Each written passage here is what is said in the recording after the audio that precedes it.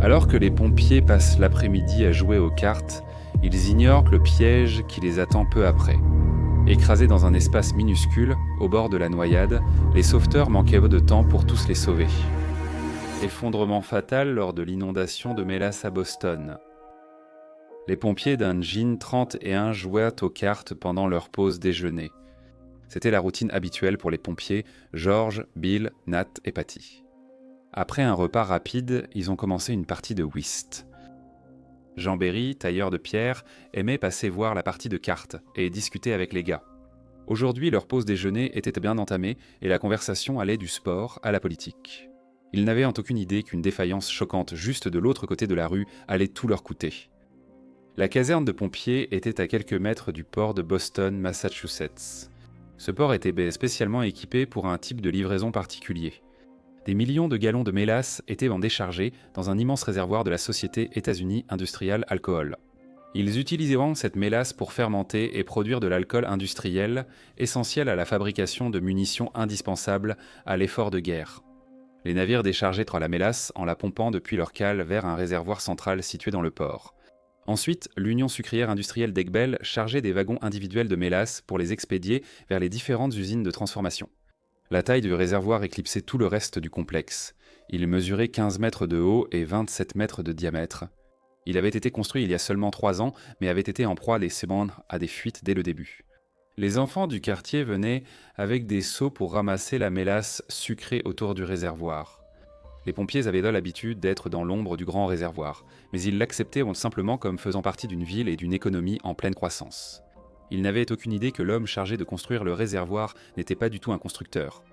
Il n'était ni ingénieur, ni même charpentier ou métallurgiste. Arthur Gell était employé par l'Union sucrière industrielle d'Aiguebelle pour faire construire ce réservoir avant un envoi prévu dans seulement 6 mois. Il a fait venir des ouvriers pour finir la tâche rapidement, jour et nuit. On l'a averti que ces plans d'économie de temps comportaient entre autres des risques pour la sécurité et pouvaient compromettre l'intégrité du réservoir. À l'approche de la date de livraison, M. Gell a insisté pour que le travail soit terminé, quel qu'en soit le coût. Le jour où le navire a livré la première cargaison de mélasse pour le réservoir, il venait de finir un test confirmant l'absence de fuite. Ils avaient rempli le réservoir de 15 mètres et furent surpris de constater son étanchéité parfaite.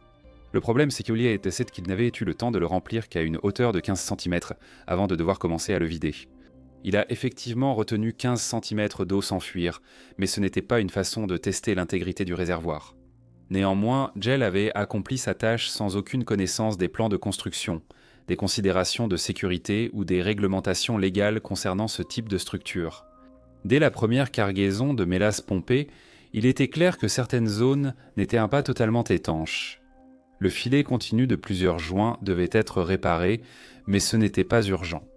Au fil des ans, Gell a engagé des hommes pour colmater les fuites et limiter la perte de mélasse. Peu importe le nombre de fois où il rebouchait d'encens les joints qui fuyaient, il y avait toujours une certaine quantité qui s'infiltrait à travers les jonctions où les plaques de métal étaient maintenues ensemble par des dizaines de rivets. Il laisse même aller jusqu'à faire peindre l'extérieur de la cuve en marron pour camoufler la mélasse qui fuyait en permanence. Les hommes qui travaillaient réellement à l'Union sucrière industrielle d'Aiguebelle signalaient régulièrement de nouvelles fuites, des bruits étranges et des pratiques douteuses dans l'entretien de la cuve. Ces plaignants étaient muselés par la menace de perdre leur emploi ou d'être rétrogradés. La mélasse a continué à circuler dans le port au cours des années suivantes jusqu'au 15 janvier 1919. Tous les compromis d'Arthur Gell allaient se révéler en un instant de dévastation. Lorsque la mélasse était pompée depuis la citerne d'un navire, l'écoulement était relativement fluide, car les courants chauds venant de la mer des Caraïbes permettaient à la mélasse visqueuse de bien circuler. S'il faisait particulièrement froid, le tuyau reliant le navire à la citerne refroidissait la mélasse et ralentissait le transfert. Le 15 janvier, la température avait fortement varié, passant de seulement 2 degrés quelques jours auparavant à un frais 40 degrés. Certains hommes sont sortis sans leurs manteaux épais, trouvant que la journée ensoleillée était agréable comparée au froid mordant qu'ils venaient d'endurer. Les claquements et craquements du réservoir étaient toujours inquiétants, mais ils s'y étaient habitués et savaient en douche que des bulles et une possible fermentation se produisaient à l'intérieur. William White chargeait les wagons de chemin de fer en mélasse pour l'Union sucrière industrielle d'Aiguebelle. Il avait plusieurs livraisons prévues l'après-midi, mais pour le déjeuner, il comptait retrouver sa femme au grand magasin. Elle voulait avoir son avis sur une nouvelle robe, et ils iraient au déjeuner ensemble ensuite. Guillaume mangeait toujours à son bureau, alors il pensa brièvement à laisser le réservoir sans surveillance, mais cela irait bien pendant 1 heure, entre heures. N'est-ce pas? À 12h30, Patty observait la fenêtre de la caserne quand une ombre attira son attention. On aurait dit le grondement d'un train traversant des bâtiments. Il se retourna et aperçut un impressionnant mur noir s'élever devant lui. Elle faisait plus de 7 mètres de haut et était plus large que tout le bâtiment. Il cria simplement « Courez !» C'était incompréhensible. Le fracas quand elle a frappé le bâtiment n'a duré que quelques secondes avant un étrange silence. L'odeur dans l'air a immédiatement clarifié ce qui s'était passé. C'était de la mélasse. 2,3 millions de gallons de mélasse ont formé une vague noire avançant à 56 km/h. L'explosion a renversé tout le premier étage du bâtiment avec une telle force que les 2 étages supérieurs sont tombés directement sur les hommes. 4 des 5 personnes dans la caserne étaient blancs piégés dans 45 cm, écrasés sous meubles, poutres et matériel. Le premier instant a été consacré à lutter pour respirer. Chacun d'eux essayait silencieusement de trouver un moyen de dégager ses narines et sa bouche de l'épaisseur collante et sucrée qui les étouffait. Chaque homme menait un combat individuel pour sa survie. Nat et Bart étaient proches l'un de l'autre. Coincés sous des tas de bois, ils pouvaient quand même bouger bras et jambes. La mélasse montait et ils devaient enfin sortir de ce cercueil avant qu'il ne soit trop tard. Ils étaient près du mur du fond qui descendait en pente vers le port en contrebas. Les jambes de Nat étaient près d'une ouverture où se trouvait autrefois le mur. Après plusieurs minutes à s'essuyer les yeux et la bouche, ils comprirent que la seule façon d'éviter de se noyer dans la mélasse était de donner des coups de pied dans la zone du mur pour l'ouvrir, afin que la mélasse puisse s'écouler. Nat donna furieusement des coups de pied et poussa la poutre qui bloquait l'ouverture. La rivière de mélasse commença à s'écouler par le chemin le moins résistant et le niveau cessa de monter autour de leur visage. À quelques pas, Jean et Georges n'eurent pas cette chance. Il n'y avait nulle part où la mélasse pouvait s'écouler, alors le niveau montait très lentement. Georges et Jean étaient tous deux coincés par de lourds débris sur leur corps, il leur était donc impossible de se mettre dans une meilleure position. Ils faisaient en face à l'inondation mortelle sur le ventre, le visage plongé dans la mélasse. Jean avait un bras libre pour repousser la mélasse de son visage. Il était coincé par un grand radiateur et une poutre en bois calée sur son dos. Il tournait le visage à gauche et ne parvenait qu'à peine à lever la tête, gardant sa joue droite dans la mélasse. Il utilisait son bras gauche pour repousser la mélasse et respirer, tandis que la vague revenait lentement vers son visage. Bien qu'il sache qu'il était gravement blessé, sa préoccupation la plus urgente était la montée du niveau de mélasse. Il saignait, il brûlait et le démangeait partout. C'était irréel. Il pensa à ses 10 enfants et à qui s'occuperait d'eux, convaincu que ce serait sa fin. Tout près, Georges était aussi allongé face contre terre dans la mélasse qui montait. Tout son corps était coincé, sous la table de billard et une partie d'un piano. Rien ne bougeait, malgré tous ses efforts pour pousser ou tirer.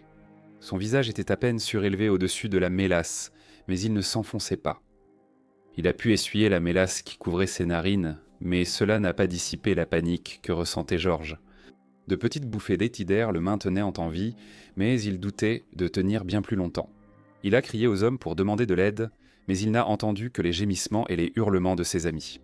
Eux aussi étaient dépris au piège dans des circonstances incompréhensibles. La mélasse qui avançait lentement continuait de s'infiltrer par chaque fissure et chaque trou de cet espace rampant. Georges gardait la tête hors de l'eau, le menton juste immergé. Il a aussitôt ressenti l'horreur de la situation. Il a crié à l'aide en s'exclamant « Oh mon Dieu, aidez-moi !» Alors que Nat et Bill luttaient maintenant pour se libérer, ils pouvaient entendre Georges appeler. Ils savaient en tête que de l'aide arrivait et que des hommes allaient les sortir de là en un rien de temps. Ils ont dit à Georges de tenir bon et de garder la tête haute, mais ils n'avaient aucune idée de l'ampleur des destructions que le reste de la région avait subies. Des hommes se sont noyés dans des sous-sols inondés de mélasse. Des enfants ont été emportés et écrasés par des wagons lors de l'effondrement initial de la cuve.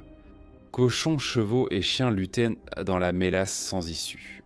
Ils ont été étouffés et noyés, et il n'y avait personne pour aider les impuissants. Pendant les 5 premières minutes, tout le monde était dans la stupéfaction. Que s'était-il passé ? La vague a détruit voitures, bâtiments et emporté les débris accumulés. En quelques secondes, une douzaine de personnes ont été tuées, écrasées. étouffés, tombés ou mortellement blessés. L'odeur rendait parfaitement clair ce qui se passait. C'était la mélasse. Une fois la force initiale passée, la mélasse atteignait la taille dans les zones immédiates.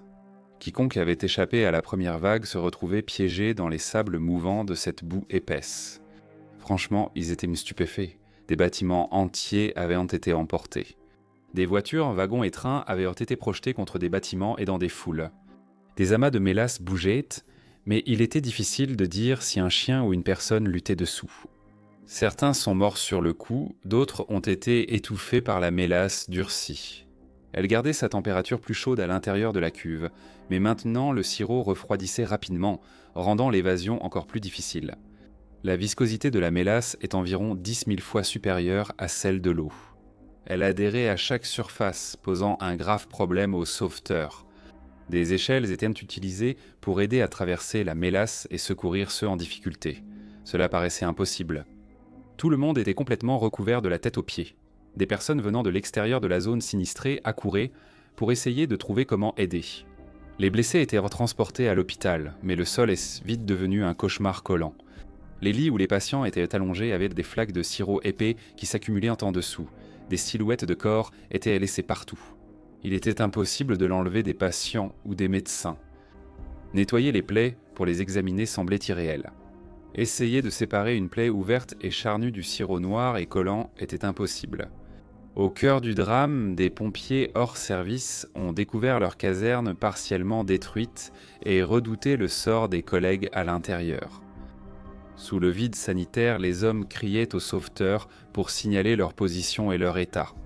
Il était clair que certains d'entre eux étaient en grand danger.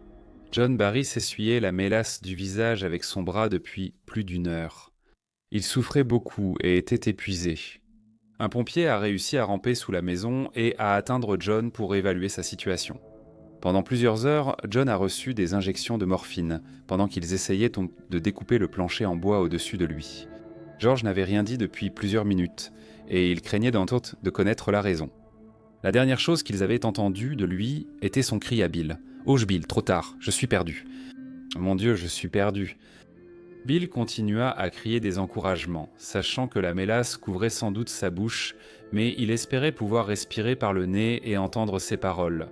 Bill et Nat étaient en près d'une ouverture à l'arrière, donc ils furent dans les premiers à être secourus. Nat avait une poutre de soutien posée sur son abdomen et pouvait à peine prendre de petites inspirations pour respirer.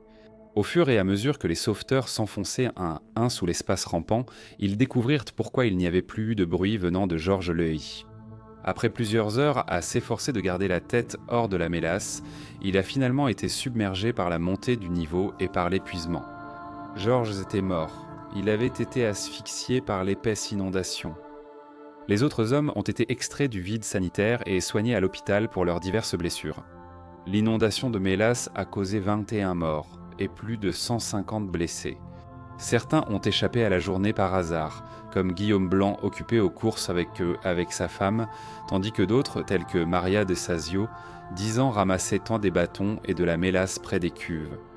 Des dizaines d'animaux sont morts, dont plusieurs chevaux abattus sur place pour limiter leur souffrance. C'était irréel et difficile à comprendre. Les réservoirs de l'Union sucrière industrielle d'Aiguebelle se sont effondrés à cause d'une mauvaise construction et d'un manque d'entretien. Au cours des années suivantes, divers procès ont eu lieu, tant au pénal qu'au civil. Finalement, personne n'a été emprisonné ni condamné. États-Unis Industrial Alcohol a été jugé responsable par un tribunal civil et a versé 600 000 $ aux survivants et à leurs familles, soit environ 12 millions aujourd'hui. Reconstruire la zone et éliminer la mélasse sur 1 kilomètre prendrait des années. L'odeur a persisté des années, portée sur chaque siège, combiné et seuil de porte sur 1 kilomètre. Pour les familles qui ont vécu cette horreur, la douleur et la souffrance ont continué pendant des années.